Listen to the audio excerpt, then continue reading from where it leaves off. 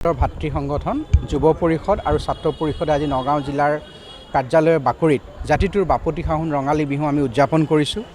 আমি সমূহীয়া জলপান জ্যেষ্ঠসকলক সন্মান জনাই আজি বিহু হুঁচৰিৰে বিহু আৰম্ভ কৰিছোঁ।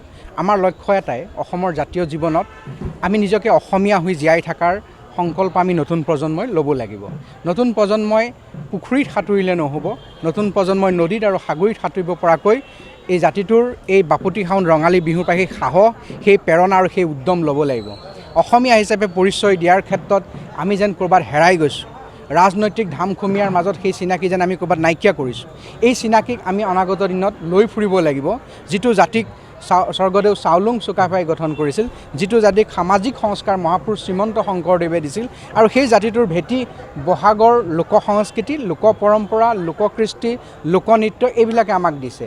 তো সেইকাৰণে আমি বহাগৰ এই সময়কণতে ডক্টৰ ভূপেন হাজৰিকাই কোৱাৰ দৰে বহাগ হ'ব এক দুৰন্ত তৰুণ, বহাগ হ'ব এক জাতিটোৰ জ্বলন্ত অৰুণ।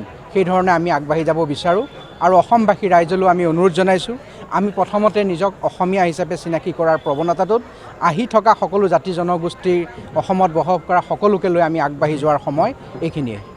চাওক, এগৰাকী সচেতন বিধায়কৰ দায়িত্ব নিজৰ দেশ আৰু জন্মভূমিৰ প্ৰতি কেনেকৈ থাকিব লাগে সেইটো তেওঁ বিভিন্ন সময়ত প্ৰতিপন্ন কৰিছে, যে তেওঁ সদায় দেশ বিৰোধী স্থিতি লৈ বিভিন্ন সময়ত বিভিন্ন মন্তব্য কৰি আহিছে। আৰু এতিয়া জাতিটোৰ আৰু দেশখনৰ সংকটৰ সময়ত য'ত সাৰ্বভৌমত্ব অখণ্ডতাৰ লগত জড়িত আছে, য'ত পেহেলগামত আমাৰ ২৬জনকৈ মানুহ আমি হেৰুৱাবলগীয়া হ'ল, সৈন্যবাহিনী হেৰুৱাবলগীয়া হৈছে, তাৰপিছত এগৰাকী বিধায়কে এনেধৰণে কোৱাটো অত্যন্ত গৰ্হিত কাম হৈছে। আমি অসম গণ পৰিষদে গৰিহণা দিছোঁ। তেওঁক কঠোৰ হাতৰে আইনৰ সৰ্বোচ্চ যিখিনি ব্যৱস্থা আছে, কঠোৰতম শাস্তি দিব পাৰে সেই শাস্তি দিব লাগে।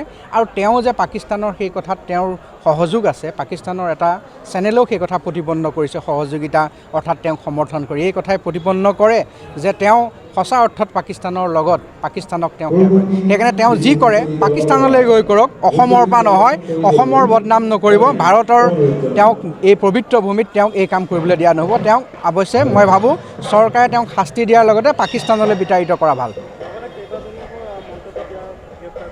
নিশ্চিতভাৱে কৰা উচিত। তাৰ প্ৰতি আমাৰ মুখ্যমন্ত্ৰীৰ প্ৰতি আমাৰ সম্পূৰ্ণ সহযোগিতা আৰু সমৰ্থন আছে। দেশ বিৰোধী কথা যোনেই ক'ব তেওঁলোকক কঠোৰ হাতেৰে দমন কৰা উচিত। যিকোনো খবৰৰ বাবে যোগাযোগ কৰক 7099017330 লগতে 7099017110 নম্বৰত।